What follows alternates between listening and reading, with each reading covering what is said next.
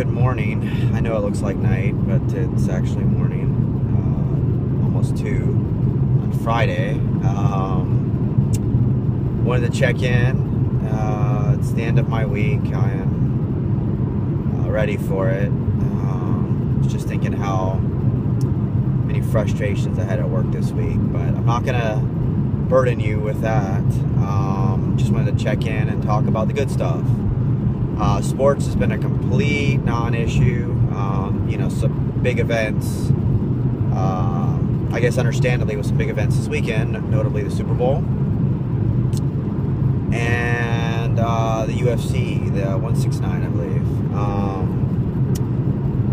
Being near Seattle, of course, it's extra special. The Super Bowl, a lot of folks, I sense cautious optimism, as one of my CEOs used to say, and I can't believe I just repeated that because he was a dingleberry. But it's true.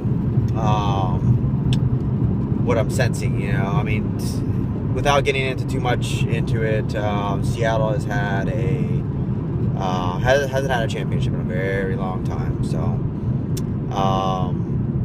So I'll leave it at that. I'm not that interested, to be honest with you. Much more interested in UFC, but I've talked about that. There's not a whole lot that's changed. I did watch the Ultimate Fighter Nations, the third episode. So Canada's up 3-0. Spoiler alert, because it's too late now. I'll have to put that in the title. It's interesting. I'm a fan. I've heard some people talk bad about the show.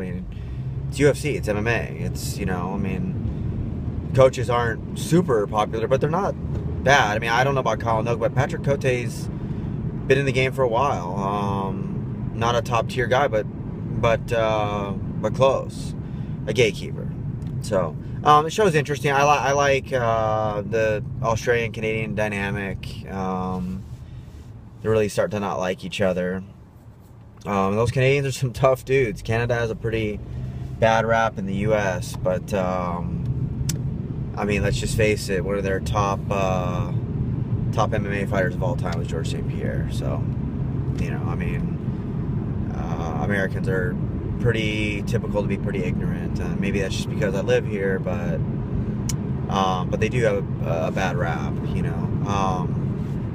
as far as being weak and this and that. So in any case, they're up on the Australians. Some of the Australians look toe up. Just as far as not only physique, but looking rough.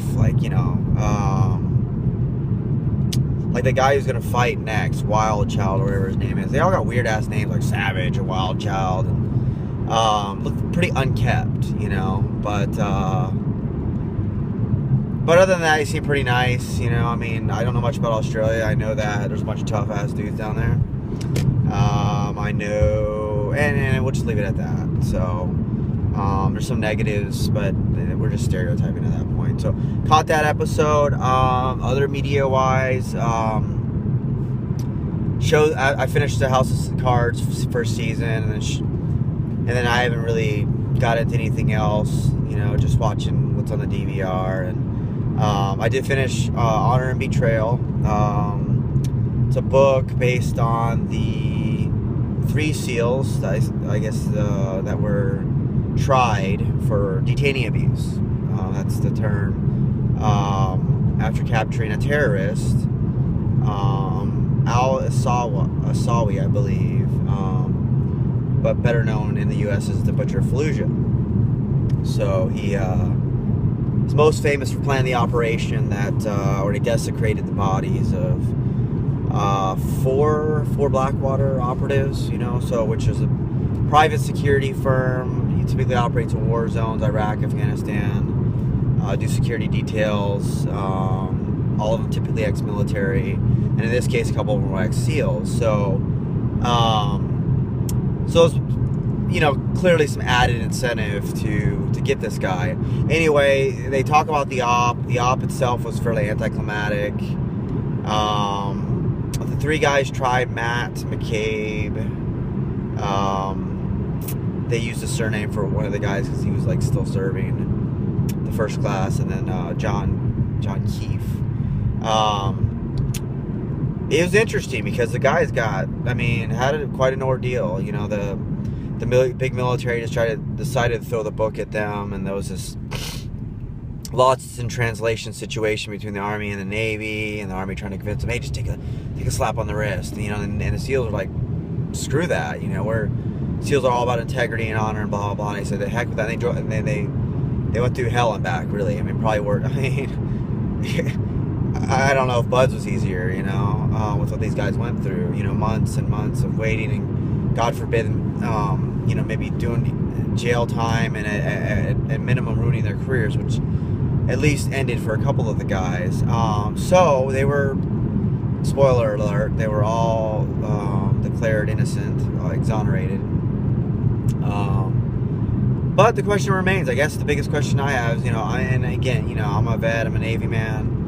I respect SEALs, but the question remains, I guess, you know, that why did the military come after him so hard, including a flag, an Army flag, a general that was a special operative as well, in charge of the trial, and, you know, push hard, and why was there, you know, a supposed witness? The guy was kind of described as an idiot, a lazy, you know, sailor. Why did he push so hard on the claims? The terrorist, I mean, was obviously also claimed the abuse, and that's easily understandable, I guess. You know, they say per the Al Qaeda manual, it's called the Manchester Manual, they're told to hurt themselves while in captivity to obviously. Around this time, Abu Ghraib, the Iraqi prison, it just happened, all that scandal, and if you don't know anything about that, essentially, some U.S. service members, some Army folks were convicted and hung out to dry for abusing prisoners, which they should have, like doing some really nasty stuff to them. So the real political, you know, hot spot at the moment, which probably contributed. Not to mention that the SEAL team didn't have the best reputation. SEAL Team 10, some other things had gone on, and these guys were hung out to dry. I mean, SEAL officer, you know, on the junior level were backing them up, but you know, you had to wonder. I mean, where was the real brass? You know, who was pushing the agenda? Why did this sailor, shitty or not, make this accusation? Because the terrorist legitimately had blood on his lip and it soaked through. And did he hit him himself? I mean, all the SEALs collaborated and had a similar story that the SEALs wouldn't do something like that. But I guess you just wonder. The book leaves you wondering. I mean, I'll just say that. You know what I mean? Irregardless if you can run a 4 mile every day, whatever, you know, toughest dude in Buds, and you know, you're a 1%er, and you know, I mean, a lie's a lie, you know. And Matt, who punched, you know, to be clear where I stand, I don't give a shit if he punched him or not. But if he did, I'll say integrity is everything. And the book gets a little lost in the winds, or seems a little desperate at times, trying to defend the SEALs. You know, integrity and truth stands on its own.